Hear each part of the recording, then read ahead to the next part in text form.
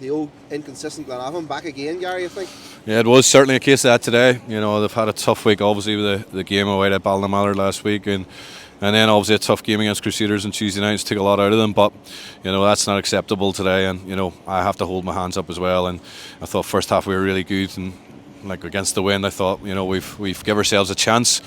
And I went with a 2 up front in the second half, thinking we had a chance of winning the game, and it probably backfired, and I have to take responsibility for that. I should have probably kept the 3 because it was working, but I just thought with the wind that we get more chances and we'd maybe nick it, but it certainly didn't work, and we've conceded our first 2 goals today from set pieces again. We've given away 2 silly penalties today as well, which is needless, and that doesn't help you, you know. And I also thought when we went 3-1 down, I thought we looked tired all over the pitch, and we thought we looked like we'd sort of give up the ghost as well, which isn't acceptable. But as I said, I'll take responsibility for today in terms of changing the shape at half time. The subs as well, Gary, they were fairly late on. We were supposed to be last year, 3-4 down at that. We were 3-1 down when we made the first set. No, I think we had the subs ready to come on when they were ready to come on. They scored their 4th, I think that was a penalty. Yeah. Too late, was it? Well, at 3-1, you've still got a chance. You know, we've seen Carrick coming back last night against Linfield. You still have a chance with 30 minutes to go, 35 minutes, or 30 minutes to go, 25 minutes to go. You still have a chance, but unfortunately, you know, they get that penalty in that period where we're trying to bring them on, and they score to make it 4-1. After that, I don't think you're coming back after that, so it doesn't really matter how many subs you make after that. But as I said, you know, all around today it wasn't acceptable. The only bonus is, like, if you looked at it, the 2 matches, you'd have took 3 points from the 2 matches. So that's the only positive we can take from it. But in terms of that second half performance today, it wasn't acceptable, and it wasn't good enough.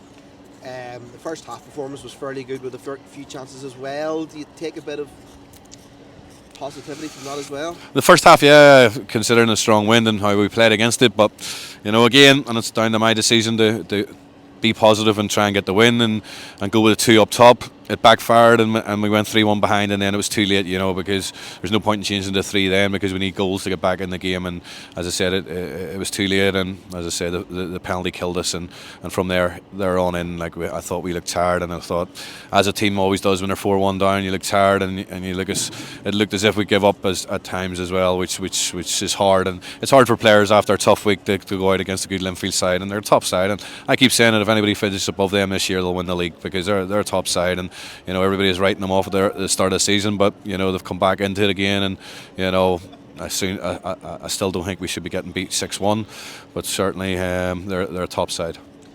Next week, the Swifts, I think it is, next week up here, so that's one we'll be looking to get back on track. Yeah, we're looking to win every game. You know, we didn't go out, and as I said, I made a decision at half time to try and win this game, go the 2 up top, but it didn't work. And you know, sometimes you get it right, sometimes you get it wrong, and tonight I got it wrong. And there's no point in me saying anything else. But as I said, next week's no different than any other game. We want to get 3 points.